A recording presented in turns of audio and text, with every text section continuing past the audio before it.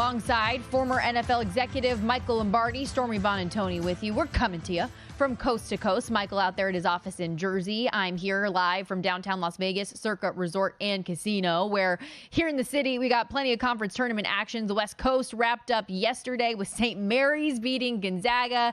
Tonight, the Mountain West gets underway, the Pac-12 underway. Lots of fun stuff. And we'll have VSiN's own Matt Youmans join us about 15 minutes, get his favorite plays of the day, as well as some futures as it pertains to the tournament in a half an hour. Harry Gagnon, host of the Against All Odds podcast, will join us as well. But Michael, we're starting in the NFL because it has been the free agency frenzy the past 48 hours, and the new league year will officially begin at 4 Eastern. Wow. Yeah. I mean, I don't know what that means because we've been busy as hell, right? And so, but at 4 o'clock, the one thing it does mean is all the teams must be below the cap, must be at least at the salary cap number or below. Now, you only count, so everybody understands, you only count your top 51 players. They give you a lot of leeway now. So what happens is if you have 70 guys on your team, then you're only counting the top 51 players. And so, for example, when we look at the Los Angeles Chargers, right, they have currently on their team, they go all the way down. I think they have the top 51 players have put them $27 million over the cap. So when they take a guy and lower his salary, they'll immediately, if they lower any of those top 51 players' salaries, paragraph 5, which is their base salary, they pick up cap room. So if they trade a guy, they get the option to put the money into this year, or they can spread it out as a June 1 thing. Or if they cut a guy, they could put the money in this year or spread it out into a June 1 transaction. So, for people to say they're going to cut Joey Bosa, why would they cut Joey Bosa when he has value? You don't think somebody's going to want to offer you something for Mac Jones went for a 6th-round pick. You don't think Joey Bosa is worth a little bit more than that? Yes, you got to take on the salary, but, he's still a really good player when healthy. So they're not cutting him. Would they go to Keenan Allen and ask him to take a pay cut? Perhaps he makes $18 million. Mike Williams makes $17 million. So they've got some work to do. But Ed McGuire, who handles their cap, I'm sure they have a plan, and the plan's probably going to go into place because when free agency started, when tampering started on Monday, they signed 2 players already, right? They already went into this. They signed Gus Edwards, so they're counting him on their cap when this thing starts on 51. And, they signed Will Dissey, the tight end from Seattle. Those 4 players who you listed out for the Chargers at this point are all 4 among the top 12 highest cap hits in the league right now. So, yes, they still have some figuring out to do. Have not seen anything on that front yet, but we will have things confirmed in just a couple of hours when the new league year does become official. Now, Day 2 of the NFL's negotiating period, that's what I've elected to go with now because I just hate the phrase legal tampering. I can't deal with it anymore. The negotiating period was no different than Day 1 for the Dallas Cowboys specifically, meaning they did a whole lot of nada. They are the only team that has not agreed to a deal with any one of its own free agents or another team on Monday. And on Tuesday, the only thing that they did was retain their long snapper in Trent Sieg. So they have done absolutely nothing after Jerry Jones came out earlier this offseason and talked about going all in. And so explain that because you have a different perception of what all in means than what a lot of others do. I think when he said, I'm going all in, I'm going to redo CeeDee Lamb's deal, which, CeeDee Lamb is at $17.9 million in paragraph 5 this year. So if he extends CeeDee Lamb and pays him somewhere, let's say $28, $29 million a year, his first year cap number will be significantly lower. Okay. Mekhi Parsons, Mekhi Parsons is on a low number at 2.9. He's going to redo him. He's going to redo Lamb, and then he's going to redo Prescott. That's going all in. And so that's what I think he's talking about. He's not talking about I'm going to go spend all this money. He doesn't have money to spend on other players. He has to sign his own players. Sometimes I just think the messaging gets wrong. So real quickly, because I do want to go back to the Cowboys, there's a lot of layers to that we can get into. But Ian Rappaport reporting moments ago that the Chargers are releasing Mike Williams and making him a free agent, getting rid of that $32 million cap hit for him right now. Thoughts? Well, I think he's obviously not healthy, right? I mean, they just signed him last year, so they probably gave it a lot of thought. I would think I would suspect now that they should be able to trade Mike Williams. I'm sure they tried to trade Mike Williams, but there must be something with his leg that they can't do, and teams won't take him on. I'll say this. If I needed a receiver and I need a big play receiver, and if he's healthy and he still has the same juice, now remember, this is 2 years in a row he's been hurt, then I think he's obviously going to be in demand. Okay, so again, that was the news. So far, the Chargers came into today still $25+ million over the cap, and they have at least made one move with one of those top cap hits in Mike Williams, releasing him. Now, to go back to the Dallas Cowboys, the big question mark is what the heck are they going to do with the running back position? Right now, all that they have is Deuce Vaughn and Hunter Lipke under contract at this point, but NFL Network's Jane Slater reported a little bit earlier today that she has reason to believe the Cowboys are working on something. She told fans not to lose hope. There has been some reports that A.J. Dillon has interest and others that the interest could be mutual. Would you like that for the Dallas Cowboys? Well, I think they need another back to go. Right, obviously, they lose Pollard, right? They don't have another guy, but they need more of a loose play guy unless they think Deuce Vaughn's going to be that guy. And he could be. He could be a good player. I think they need to handle their offensive line situation before they get to their back situation. Tyron Smith was supposed to be go early in this thing. Nobody wants to spend all the money, and you end up getting a left tackle who's hurt all the time, like Terrell Armstead down in Miami. Good player, kind of gets hurt all the time. When he's on the field, you like him. When he's not, you're worried. So I think the Cowboys, their defense, they've got to fix that. Armstrong was a good player for them, right? They're going to have to get that defense a little bit more juice, because I'm one of the few people in the league that feel like they overachieved. Everybody thinks they underachieved. I think that's wrong. I don't think they're as talented as we think. So this Cowboys team, Michael, they consistently, at least the last 3 years, have that regular season success, right? 3 straight 12-win seasons, but come playoffs, nothing happens. So I'm just confused about what makes Jerry Jones and the organization at the top make them believe that they can have that postseason success if they don't do anything. Meanwhile, everybody else in the division, and granted, this is a division that is the haves and the have-nots, with the Cowboys and Eagles at the top and the Giants and Commanders at the bottom, but everybody else is doing something. The Eagles are going out and doing whatever they can to upgrade, stealing away Saquon Barkley from the Giants because New York didn't want to pay him. They get Bryce Huff that we talked about a little bit earlier. They're now the favorite in that division. So if I'm the Cowboys, I would be trying to do something, if especially in this last year under Mike McCarthy, with his contract expiring at the end of the 2024-25 season, doing something to get you over the hump. You have to, but look, he's got to sign those two guys first. It's hard to, you only have so much money, and if you give money to somebody that you could use for Parsons, then it all becomes a problem. So I think there lies the rub, right? He's got to get that done. And I don't know, could they have used Christian Wilkins? Absolutely, but they weren't going to be able to get into that market. They don't have the cap room to get there. So I think ultimately what you have to do is what Jerry's saying is, I'm going to sign these guys, and they got this Dak Prescott contract looming over their head, who's a little bit like Kirk Cousins. He don't take a discount either now. He don't take a discount either. And everybody, they're going to have to release Michael Gallup, which is what they've tried to trade Michael Gallup for a while. They couldn't. But now we see Mike Williams from the Chargers get cut. So it tells you people are not willing to take on these big contracts of these receivers, especially one that's hurt. I mean, Mike Williams, they just redid his deal last year. So, that was a brand new contract that Telesco did. They brought him in, and we kept saying at the time, look, how do you sign both guys when you got Keenan Allen? Now, I'm surprised they went Mike Williams, to me, was a better player because he makes plays down the field. They're a better offense when Mike Williams is on the field. However, that being said, I think ultimately because he had very little guaranteed money, they made that move.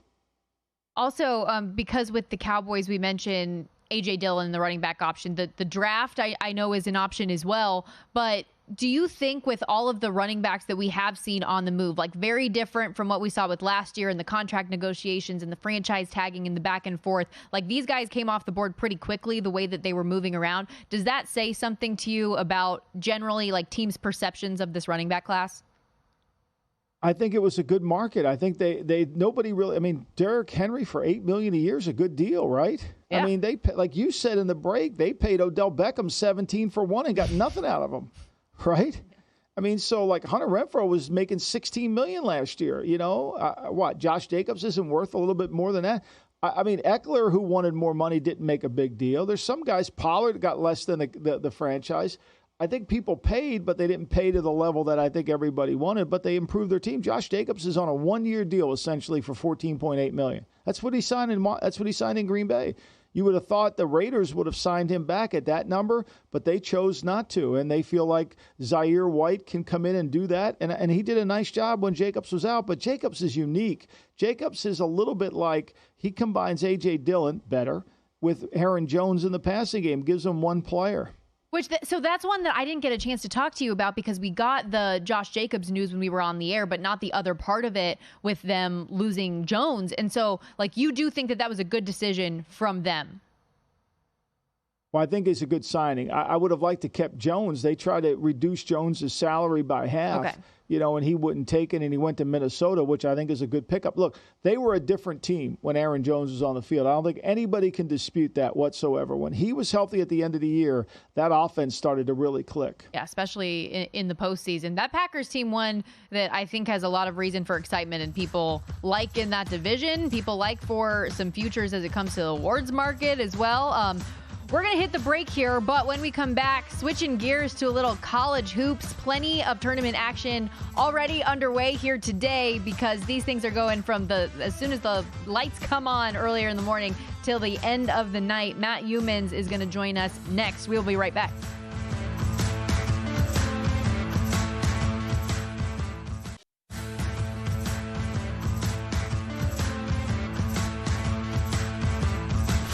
This is the Lombardi Line with former NFL executive Michael Lombardi. Now here is your host, Stormy Bonatoni, on VSiN, the Sports Betting Network.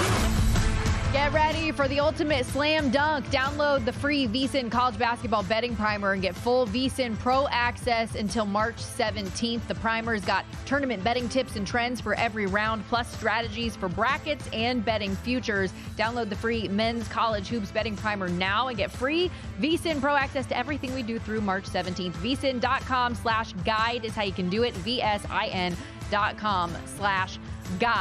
Alongside Michael Lombardi, Stormy Bonatoni with you. We now welcome into the show Matt Youmans on the Progressive Guest Line, host of VSiN Tonight from 8 to 11 Pacific, 11 to 2 Eastern. Excellent on college basketball. And we were joking in the commercial break about how you never sleep. And we have college basketball games on legit from dusk till dawn every day. 43 games on tap coming up today. You sweating anything out right now? What's going on, Matt? Thanks for joining us.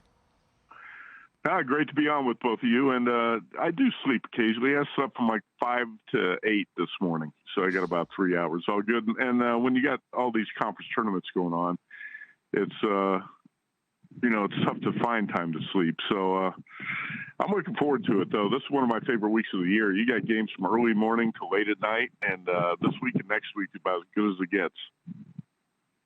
You wrote a really good column about the Pac-12 on the VSiN website, talking about the Pac-12 tournament.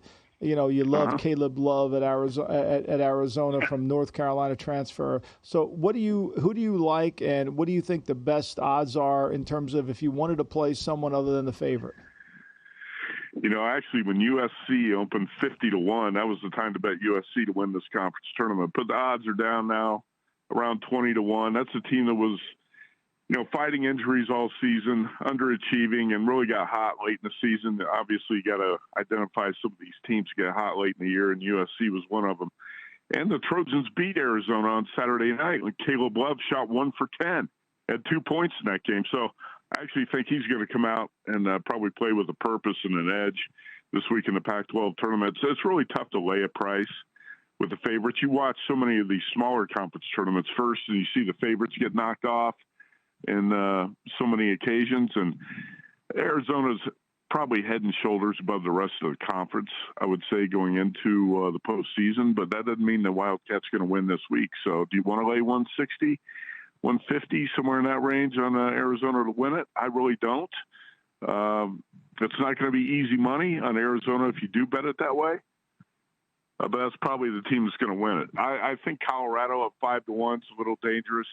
I did not play any futures in the Pac-12. I did bet USC on the money line to win today's game against Washington. That starts pretty soon over at the T-Mobile on the Strip. But I ended up not betting any futures, even though USC was a long shot. I liked just the price wasn't right because it got beat up by the betting market. Yeah, the action here in the Pac-12 tournament getting set to get underway. Same with the Mountain West Conference that has begun over there at the Thomas and Mack. And you like Boise State to win it all at 6-1. This is such an interesting conference because there are so many teams that have potential to win. Why do you like the Broncos? Well, Stormy, did you watch the game last week when the Broncos went to San Diego? Why you got to do that to me, Matt? Why you got to do that to me? The Aztecs. Did you see that when they beat the Aztecs last week in San Diego? Unfortunately, yes. San Diego State had a hell of a run last year, and I think it opened up a lot of people's eyes to the Mountain West being a really good basketball conference, which has been that way for a long time. But when you go into the postseason now, I think Aztecs are fading a little bit. I really don't like the way they're playing. I do think San Diego State's going to be a good bet against UNLV in the first game of this, in that 5-4 game in this tournament. But Boise, you got to look for teams that win numerous big games away from home. Boise won at San Diego State, Nevada, and New Mexico. Those are three huge road wins, and it's. I guess so Michael can equate to it. I would call the Broncos kind of like the Gardner Minshew of the Mountain West Conference, kind of like the blue collar, scrappy team that doesn't get a lot of respect, but they find ways to win some games. And I think Boise has been really good away from home this season and just defends, rebounds, hits big shots. And also, I think from what I heard last night, Nevada is going to be without McIntosh, one of its key guards in the tournament this week. And Boise's got to get by Nevada, probably play San Diego State, I would guess, in the finals. But at 6-1, I think Boise, the price is right there to bet on the Broncos to win the Mountain West, even though any one of 7 teams could win that conference tournament. And I wouldn't be surprised. I think it's the most intriguing of all the conference tournaments. You talk about good guards. Elijah Pepper for UC Davis, one of the best players in the Big West. And you like them to win the Big West tournament. They're coming off a 3-game winning streak of beating Hawaii, San Diego, and Long Beach. But you like them to win the tournament. Well, I do like UC Davis plus 450. And that's because the UC Irvine's minus 200 and odds-on favorite to win the Big West. And you can't lay that price with Irvine. Anteaters have won that conference 3 years in a row, but the last 2 years they got upset in the Big West tournament. And I wouldn't be surprised if they get upset here. UC Davis, the Aggies got 2 of the best guards in the conference. You just said one, Elijah Pepper, and the other's Ty Johnson. These guys both score around 20 points a game and hit big shots. And I think plus 450, that's the way you got to look in the Big West because odds value means a lot when you're betting these conference tournaments. And you can't, we saw Gonzaga got beat by St. Mary's last night. And it looked like the Zags were rolling and playing so well going into the postseason. But, hey, man, so many of these favorites get knocked off in these tournaments that a lot of times you can find bets like UC Davis plus 450, Boise at 6-1. Teams like that, they're just below that favorite line. They're good bets to win these. And I think out at the Big West, the UC Davis Aggies probably the best bet because they got 2 guards who can carry that team, and guards can shake things up in the month of March. And those guys, those 2 that we just mentioned, are 2 of the best in the Big West. That said, Matt Uman, host of VSiN Tonight, joins us here on the Progressive Guest Line. There is one favorite that you do feel comfortable laying it with in these conference tournaments. What is it about the Yukon Huskies that gives you that confidence in the Big East? Well, Yukon is the most complete team, number 1 team in my power ratings, and I don't know who's going to beat them. So last year, it's easy to forget that Yukon ran through the NCAA tournament, won all of its games by double figures, and looked so dominant. But the Huskies did not win the Big East tournament last year. They got knocked off by Marquette in that tournament, and then Marquette ended up getting knocked off by Michigan State in the Sweet 16. But this Yukon team is complete. Got excellent, well-rounded guards. Got the big man in Donovan Clingan. You got rebounding defense, shot making. And also Marquette's going to be without, it looks like Tyler Kolek, the point guard, is going to be out at least for the first game and maybe for the Big East tournament. Marquette's the one team I think could knock off Yukon, but without one of the best point guards in the nation, it's not going to happen.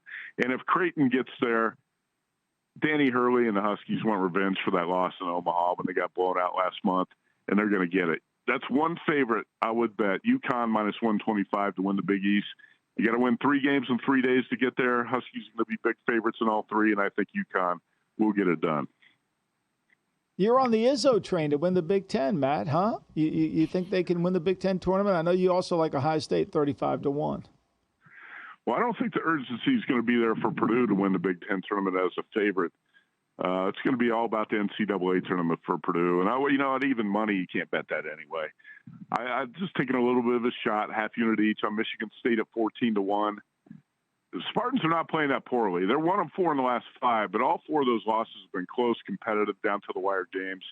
And then Ohio State, since they made the switch from Chris Holtmann, I always believe a team reflects the personality of the coach. And Ohio State was sleepwalking all season because Chris Holtmann was a sleepwalker. It was a low-energy coach. Now you got Jake Diebler, who's a high-energy guy. They've really cranked up the defensive pressure and intensity.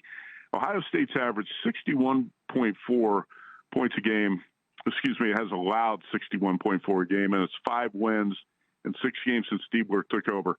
35-1 on the Buckeyes, 14-1 on Michigan State, half unit each. Try a couple long shots in the Big Ten.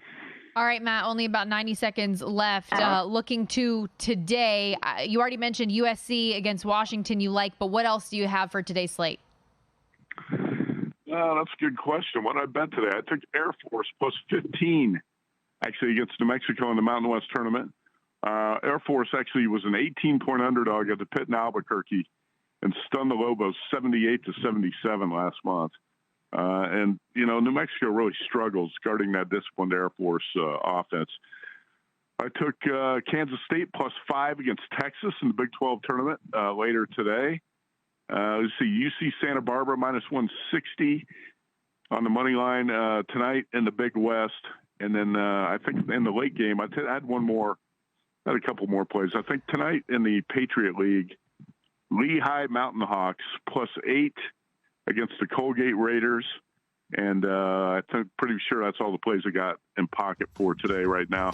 I thought we were going to talk about the NFL and the quarterbacks and the running backs, so I wasn't prepared. I'm just kidding. Okay. There's been a lot of movement in the NFL this week. It's been a very interesting week, but this is college basketball handicapping week. So we appreciate you good letting luck to us. Everybody out there. Yes, Thanks, you. Matt. Appreciate you, Matt. Appreciate stealing some of his college hoops knowledge with all of the craziness that's been going around the National Football League. Harry Gagnon joining us coming up next.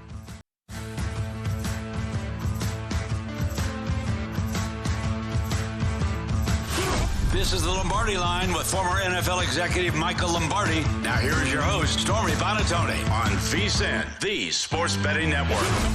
Not a registered VSiN.com user yet? Well, now's the time. Create a free account today. You'll get VSiN Pro access to everything we do through the NCAA tournament week leading up to Selection Sunday. Sign up today at VSiN.com/Champ Week and get instant VSiN Pro access. That includes our daily best bets with a leaderboard to see which VSiN expert has the hot hand, betting splits to show you where the money and bets are moving for every game, betting systems, premium analysis, and 24/7 video access. Plus, our upcoming NCAA tournament betting primer. Don't miss out on this VSiN Pro free preview. Help you bet the tournament smarter. Create a free account now at VSiN.com/Champ Week. That's VSIN.com/Champ Week. Michael Lombardi and Stormy Bonatoni with you, and we are back on the Progressive guest line as Harry Gagnon joins us, host of the Against All Odds podcast with Cousin Sal, 1/3 of the degenerate trifecta, and somebody, Harry, who's going to be here in Viva Las Vegas next week. What do you have going on?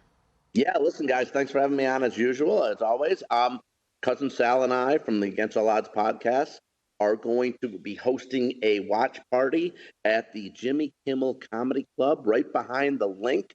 We're going to be there at like 8:30 in the morning on Thursday and Friday for the first 2 rounds of the day. We're going to have drink specials. We're giving away $10 tickets to everybody who shows up for Race to 10. We're doing every single Race to 10 in the morning and the afternoon, 16 total both days. Race to 10, first team to 10. We're gonna figure out who we're gonna go with as the day progresses, and if we win, everyone's gonna cash. It's gonna be a lot of fun. Let me ask you, is Sal going to be able to attend? Because I would assume he's in mourning, and the Cowboys have made no moves whatsoever. They've done nothing. I have a feeling you're going to have a hard time. You might be there alone. I mean, if Jerry doesn't get off his butt and do something, you're going to be there alone. I know. I'm usually the hostess with the mostest anyways with Sal anyways, Michael. But, yeah, Sal wanted Derrick Henry. He didn't get him for the Cowboys. They may, I don't know exactly what they're going to do, but he's just, he's happy-go-lucky about the Cowboys these days. He knows what it's all about. I've told him, I said, listen, you know what, Sal? Because, just pay Dak. Pay Dak is $55 million, and guess what? You roll the dice with the Cowboys like you do every single year. That's all. He's happy that they haven't made the NFC Championship in decades. I don't know. Oh, he's not happy about that. But I mean, since '95, right? Yeah. But just listen. What are you going to do? You get Dak's your quarterback. Pay him the money. I guess after you see what Cousins got at 36 years old, I guess it's hard to argue that Dak shouldn't get his because Dak has more playoff wins than Cousins does, and Cousins got the $100 million guaranteed. So pay Dak, and you roll the dice with the Cowboys like you do every year, and then somehow, some way, you flop in the playoffs. That's the way it goes. And Harry, real quickly, I was going to say just real quickly to go back to the event that you guys are doing. Reminder: the watch party is absolutely free. But you talk about those race to 10s. Like, I know that I just have fun with them. Do you have like a specific approach to the race to 10? Is there value in it? Like, how do you guys handle those bets, which are so fun, and the public jumps in on them? It's tough, because we are on Twitter, and we're doing one every single week now. We're 2-0 in the NBA. We had the Knicks over the Sixers last night, so we're doing that every week as well on Twitter. Check that out all the time on mine and Sal's Twitter handle. But I don't know. Sometimes it's just maybe you go with the team that's hot, maybe you don't. The Knicks, we went with the Knicks yesterday, like I said, for example, against the Sixers, because the Knicks have handled the Sixers very easily all season last year.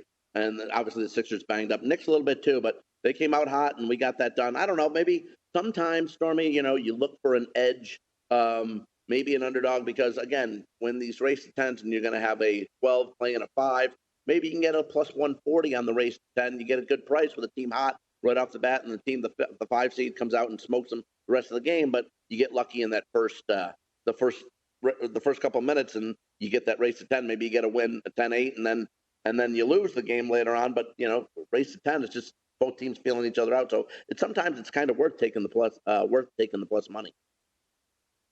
What would be a Wednesday with Harry without having a money line parlay? Stormy, put your seatbelt on. I'm sure ready. You're going to run to the window while we go through this. I mean, like, seriously, what would be Wednesday? You have a parlay, Michigan versus Penn State versus Michigan, Utah versus Arizona State.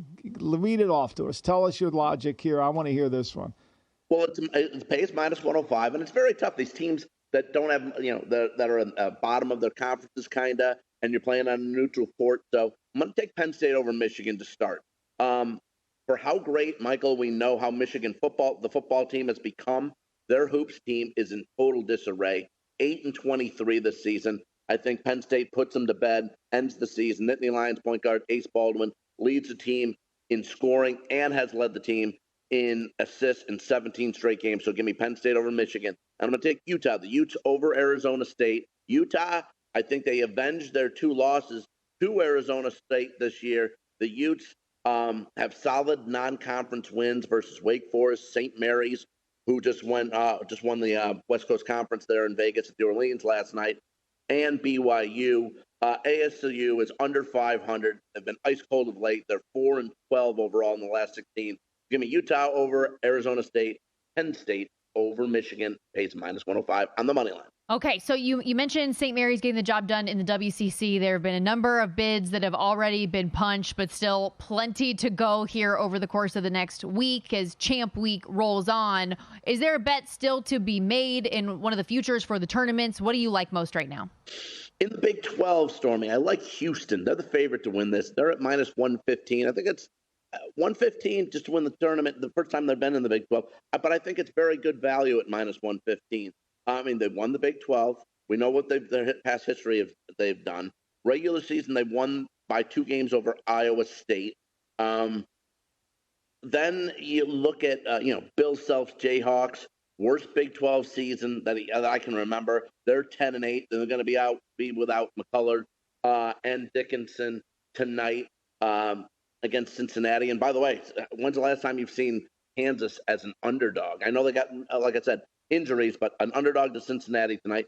Texas, not great this season, only 9-9 in the conference. I think the Cougars have won 14 of 15 overall. That includes beating Kansas on Saturday by 30. I'm going to take Houston to win the Big 12. And when you go through all these teams, right, Harry? I mean, you know, what do you have when you fill out your final? Who will you put? Are you going Yukon to win the whole thing? I am not going Yukon, but I am going with a Big East school at 35-1. I like the Craton Blue Jays. I had them last year. Stormy San Diego State knocked them off with a cheap referee call at the end. Oh, come on. Take the win. But I think Creighton bounces back here. I think they're a solid team. They have nice wins this season, a couple nice non-conference wins. They beat Connecticut by 20 a couple weeks ago, beat Marquette big the other day too. I just like the way Creighton bounced. You know, Brenner has been fantastic this season. He's averaging like 16 points a game, shooting like 64%. And Shireman, Baylor Shireman, senior, great three-point shooter. I think Creighton can make a run here. That's the team I like in the Big East tournament, and I like them to win the whole thing. Listen, don't get ticky-tack on me now about that Creighton game last year. I, by the way, had to sweat that game out on an airplane before we were taking off, and my Wi-Fi was freaking out. Does it want the airport Wi-Fi? Does it want the airplane Wi-Fi? And nobody on my plane was watching tournament games, so they just thought I was a crazy person. I had to apologize for my... How dare they? I had to apologize for my behavior upon sitting down. Last thing before we let you go, though, we got a 9-game slate in the association coming up today in the NBA, and you are looking at some action in the nightcap, I believe. Lakers Kings. What do you like?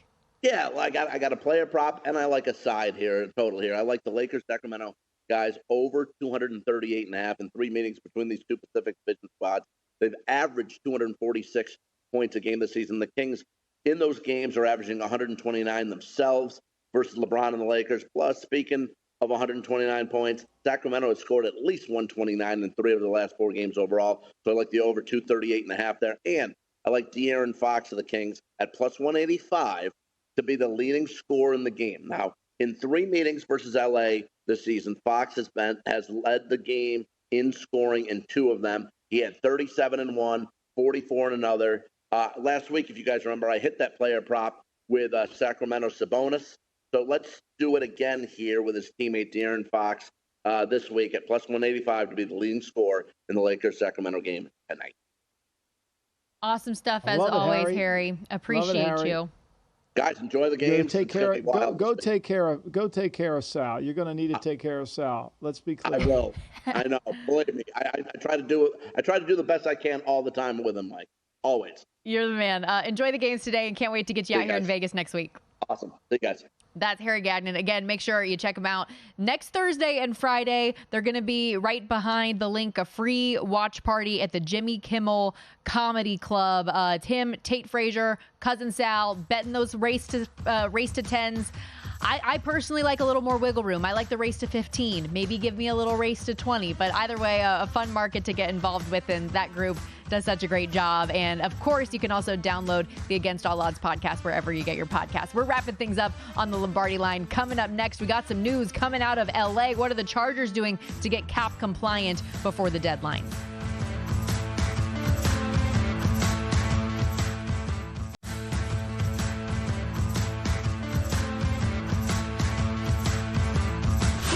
This is the Lombardi Line with former NFL executive Michael Lombardi. Now here is your host, Stormy Buonantony, on VSiN, the Sports Betting Network. This week on DraftKings Sportsbook, new customers can bet just $5 and pocket $150 instantly in bonus bets. All you got to do is download the app and use the promo code VSiN when you sign up. That's VSIN. DraftKings Sportsbook. The crown is yours. And with so many bottles to choose from, it's easy to find your favorite, all at the lowest prices for over 30 years. Find what you love and love what you find at Total Wine and More. Please drink responsibly. Must be 21. Really great selection there. at Total Wine. We are wrapping things up here on the Lombardi Line alongside Michael Lombardi, Stormy Bonantoni with you. And we've been asking the question since the very start of the show with the new league year coming into effect at 4 p.m. Eastern today. What would the Los Angeles Chargers do to become cap compliant? They entered the day over $25 million over their cap. Are they going to restructure deals? Are they going to release some of this top tier expensive talent? And what we have seen, Michael, is that it's a combination of both right now. They will be releasing Mike Williams after 7 seasons together, but a restructure in effect for Khalil Mack. We'll see what else needs to take place here, but those two moves have become firm based on some of these NFL insiders.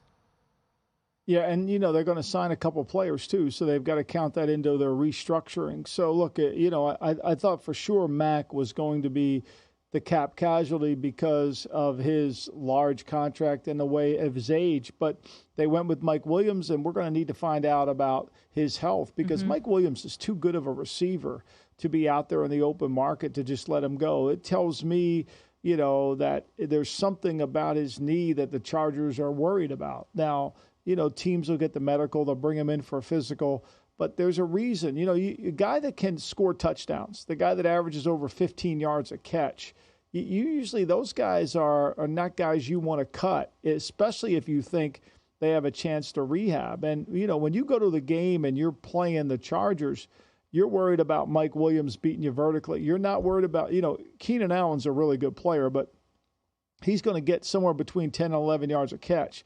Mike Williams can stretch the ball down the field. Now, last year he didn't have a great year. He got hurt again, only played in 3 games. He's coming off that ACL, so he's missed basically the last 4 games of the season last year and then most of this year.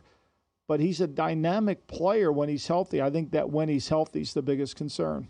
Michael, based on what we know as of right now about this Los Angeles Chargers team, what's your general feel for their outlook in year 1 under Jim Harbaugh? Well, I think they're going to be more structured, right? I think they're going to be more of a complete team. They're not, when I say this, I don't mean they're just going to call run plays, right? I think they're going to have balance. They're going to want to control the pace of the game, and they're going to bring physicality and toughness to their team.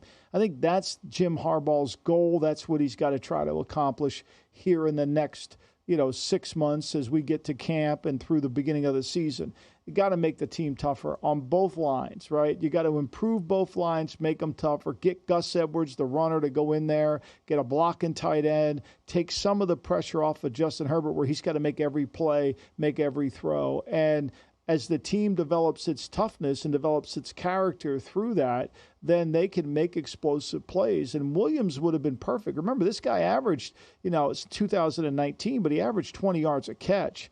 But he hasn't been the same since then. He's been hurt so damn much. I mean, the first 2 years in the league, he played 6 games. I mean, durability is a huge issue with Mike Williams. And I think that's, after spending basically 7 years with the Chargers, I think they just said, you know what, we're tired of having to deal with the durability issue. Yeah, and that's a huge one. The best ability is availability, as they say, right? And so with that, the Chargers in the AFC West are the second shortest shot, plus 250. The Chiefs in line trying to win a 9th straight division title, a minus 195 odds-on favorite there. And, the Chiefs still have a question mark, too. Like, what ultimately do they end up doing with L'Jarius Sneed? There are a few teams out there still with question marks, but your thoughts there on the Chiefs' corner? Well, I mean, look, they got him out there. They put him. They're telling people it'll take a 2, a 3. They're waiting for teams to come in and wait. I think once this market gets settled, I think then teams may attack. Tennessee might be interested. Teams that need a starting man-to-man corner that feel like this could really help us. Now, look, the Lions had an opportunity, right? They could have easily traded that 3rd-round pick that they gave for Carlton Davis. I'm sure they could have traded it for Sneed, but it was going to cost more money than Carlton Davis cost. So a lot of this comes down to the economics. You give up a good pick, right? You give up a high pick, and then you've got to pay. The Giants gave up a 2 and a 5. Not a lot for Brian Burns, but they gave up a 2 and a 5. A 2 is an economic value player who should start. But now they can combine him with Thibodeau on one side to the other. That helps their pass rush. So a lot of it is you got to weigh the balance between how much you're willing to spend to solve that need. And I think ultimately, once the deck's cleared by the weekend, I think you'll either see Sneed, have a market, or the Chiefs are going to have to lower their market. Remember, they franchised him and they tied up cap room. but to get a draft pick this year. If they would have just let him go, they're not going to spend any money in free agency. They would have got a compensatory third.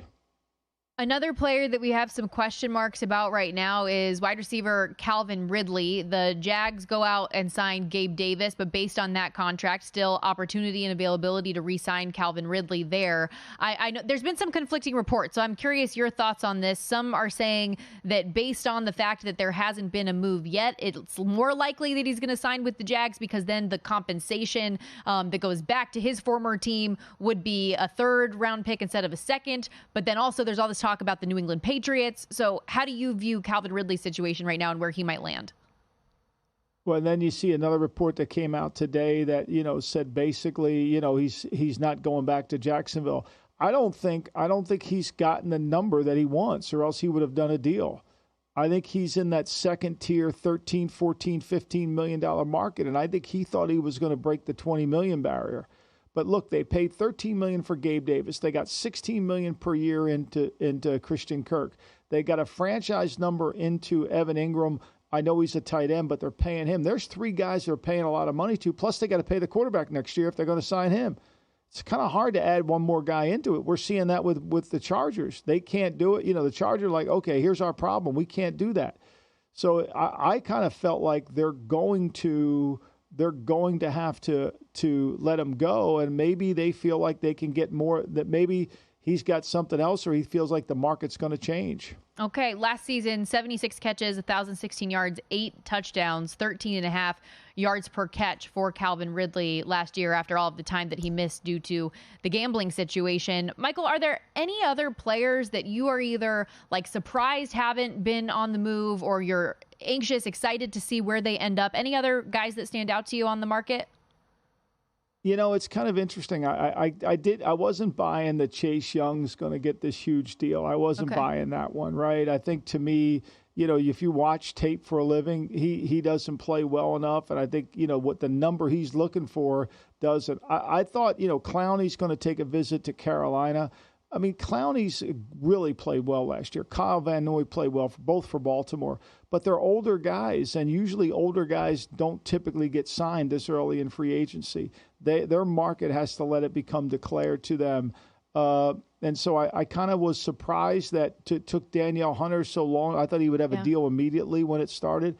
But I think that is the Chase Young, the guys that are now starting to take visits don't have their market. That's kind of what is, to me, pretty clear. The other thing that surprised me is how quickly the backs came off the board. I mean, people went after the backs. They targeted them. They knew what they wanted, and they got it done. Well, and that's why I asked the question earlier if you thought that had anything to do with the class of running backs that's going to be coming out in this year's draft. But you said more than anything, it was just the names of the guys that were available and being more willing to pay them still. Yeah, I think there is, look, if you can get Derrick Henry for $8 million for 2 years, $16 million for 2, that's a good deal for your Baltimore. You're going to have a young offensive line. You traded Morgan Moses. You redid Ronnie Stanley's contract. So there's a lot of things you did that you're going to have to, and he can take some. Again, I think the other thing too is, what helps Lamar Jackson, Derrick Henry. What helps Jalen Hurts? What helps Jalen Hurts? Saquon Barkley. Yeah. What helps Brock Purdy? Christian McCaffrey. So, you get that back in the backfield that can take some of the pressure off, and the quarterback doesn't. I think it's one of the issues that the Chargers had, right? Eckler's a good player, but they didn't have that power guy. They didn't have that other guy to go with them. I think the Niners still could use a power player too. I would like that. Obviously, I know that's something that we've talked about a lot. Take some of that every down pressure off of Christian McCaffrey. But just because you mentioned Derrick Henry, I loved some of these numbers because nobody has faced more loaded boxes than that guy, and he still had success. But you throw in Lamar Jackson's numbers passing against a 7+ man box, first in EPA per dropback and success rate, third in completion rate, fourth in yards per attempt, air yards per attempt, and first down rate. Plus, so you have the best run game in the league that'll get better with Derrick Henry and a passing game that benefits from his addition. I love that. I love that for the Ravens. But we'll see if it's enough to get them over the hump because the playoff success absolutely still didn't follow. Michael, fun show today. Thank you, Stormy. Thanks for everything. Enjoy that setup today. Oh, yes, of course. I'm going to the Mountain West Women's Championship game today. SDSU, UNLV. Who will win? That's a wrap today. Thanks for watching. Why not? There you go.